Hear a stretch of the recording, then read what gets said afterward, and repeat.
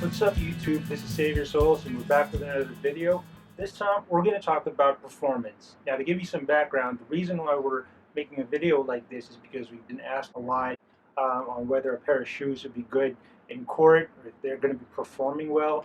And some people have been asking for tips as to what kind of shoes they should be buying.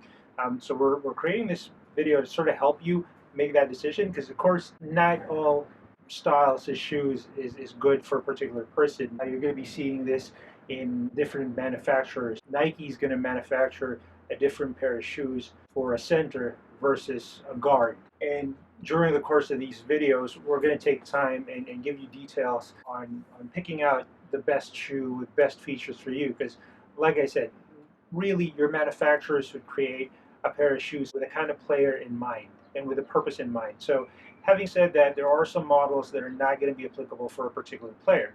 A guard shoe, for example, is going to focus a lot on traction and on forefoot cushioning.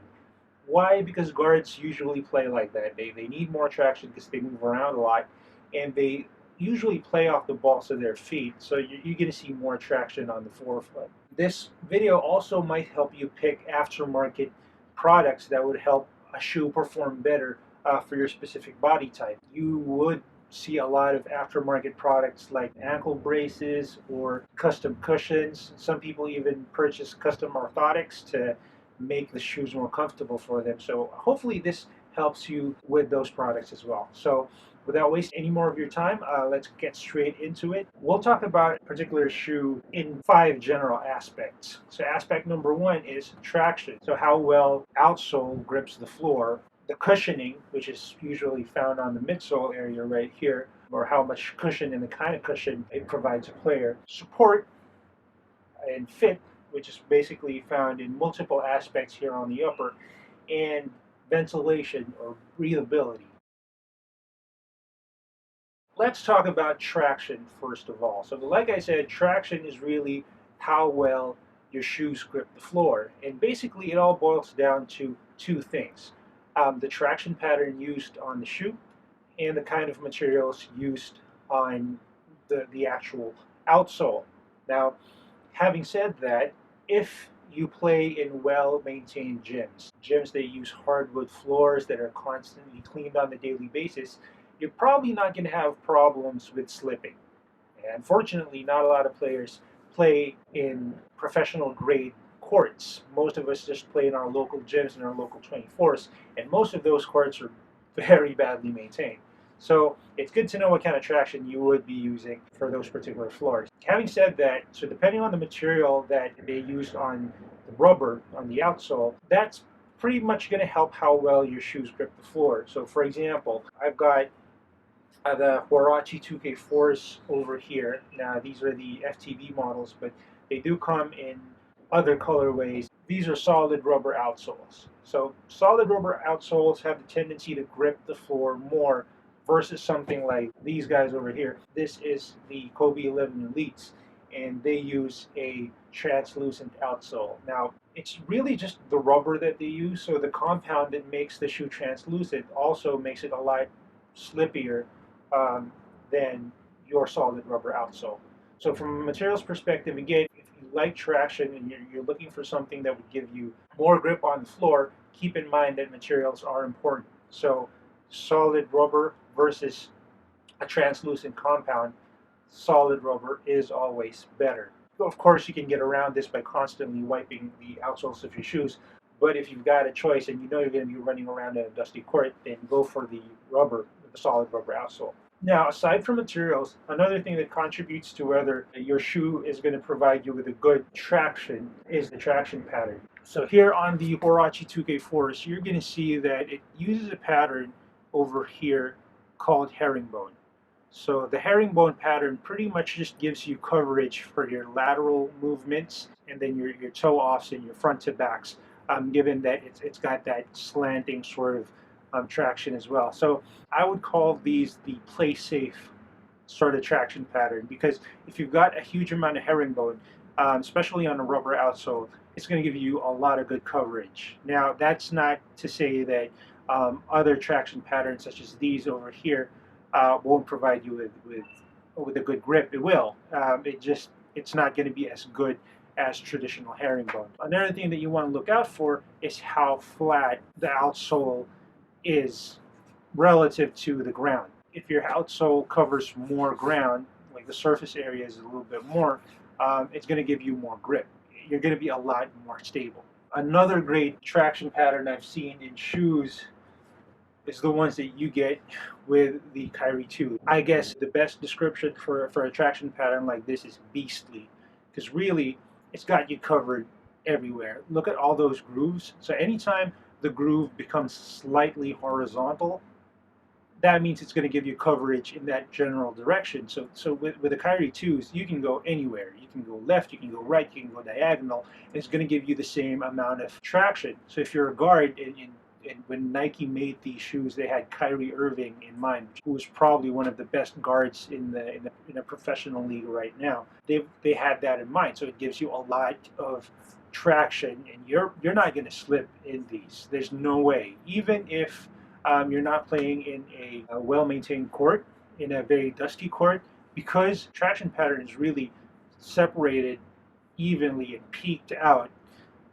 It's really still going to grip the floor. Dust is not going to be a problem for a pair of shoes like this, because even if you, and I'm not sure if you're going to see this, if you look at it from the side, the traction pattern is really sort of recessed, and it's bulging out, and that gives a lot of grip even in a very dusty sort of environment. Now, comparing it to the Huarache 2K4s, for example, which have herringbone, which is a great traction pattern, but it's not bulging out like the Kyries are. So these Huaraches, even if they do give you a lot of good grip in a dusty court, you might still slip.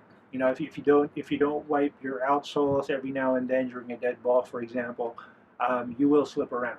So as opposed to the Kyrie 2s, which pretty much is slip proof, I would say. So does that mean from a traction perspective, you should only get shoes like the Kyrie 2s if you want effective grip? Traction, from my opinion, isn't something that you can look at a picture and say that that's going to be great traction. Nothing beats going into a store and wearing a pair of shoes there and testing them out for yourself. But if you are forced to just look at pictures, unfortunately, traction is not something that you can judge just by looking at pictures, because some shoes may look like they're not going to give you a lot of grip, but they end up giving you excellent traction. And a good example of that is the Kobe 9 engineered mesh model. From a traction perspective, if you look at the pattern that they used on this particular shoe, it's not herringbone.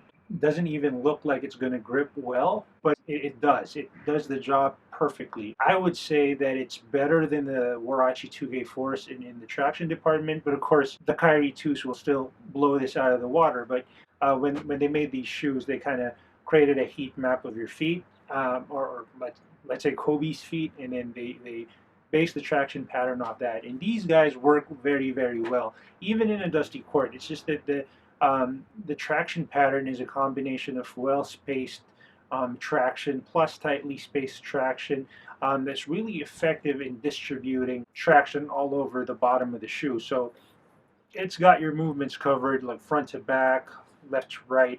It does its job, and it does it really well. If you're looking for a good shoe in terms of traction, the Kobe 9 is definitely up there with one of the best tractions available in a basketball shoe.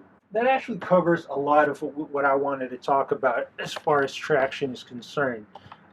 Remember, it really depends on two things, which is the traction pattern and the materials used for the outsole. There's a preference in traction as well. So a guard would prefer a pair of shoes with a lot of traction, whereas bigger players wouldn't care that much because they're big already, and most shoes, given how heavy you are, you wouldn't really need a lot of grip. For lighter players who like to play on their toes and really want to run around up and down the court, great traction is always something that they're looking for. Okay, now let's move on to the next performance aspect. So another thing relating to traction is stability of the outsole. Now, when I say stability of the outsole, when you're wearing a pair of basketball shoes, you want your feet to be stable on the ground. And that has something to do with the shape of the outsole. So the outsole is flush on the ground. It's not going to rock back and forth. There's a preferred sort of motion. You want to be able to rock the shoe from the medial side. So you want to be able to push off from this side, which explains why most shoes curl off towards the medial side of the shoe. You can see the same sort of effect here on the heel. So you want to be able to push off, but you don't want the same sort of movement on the lateral side because that'll make you roll your ankles. So when I say roll your ankles, if your shoe isn't stable and you get pushed, you can roll your ankles, you can get injured, and in an ankle injury will pretty much ruin your rec league. An outsole feature that you're going to be seeing in a lot of models is this, which is called an outrigger. So basically, they take a lot of material or some sole material and kind of mold an outrigger, which will prevent you from rolling your ankles. So since you're stable on the ground, if you try to apply force, it's not going to allow you. It's going to offer some sort of resistance, so it's not going to allow you to easily tip over and roll your ankles. So a lot of shoes have that feature. Here's the Kobe 9 again, and it's not as exaggerated as the 2K4s, but you can see that the shape is there as well to perform that same function, which is keep you from rolling your ankles over. It's present in a lot of shoes. The Kobe 11s are no different. So it also has that outrigger feature to stop you from potentially rolling your ankles over. So basically that's it for traction and the outsole. So like I said, that last part that I talked about isn't really about traction, but it is connected to the outsole. So I decided to put that as part of the discussion as well. So what did you think about that? So we just covered traction, and I hope that helped you a lot in terms of picking the right traction for you. So again, it's a little bit about preference as well. Some people like traction. I myself prefer a lot of traction. I feel stable and completely in control when I have a generous amount of traction, while some people don't really care, especially bigs who play the center position and the forward position don't mind traction a lot. It's not that they don't like traction, but it's a feature that they're not very particular about. So, what did you think about the video? Please let us know. Like, comment, and subscribe, and we'll see you in the next video.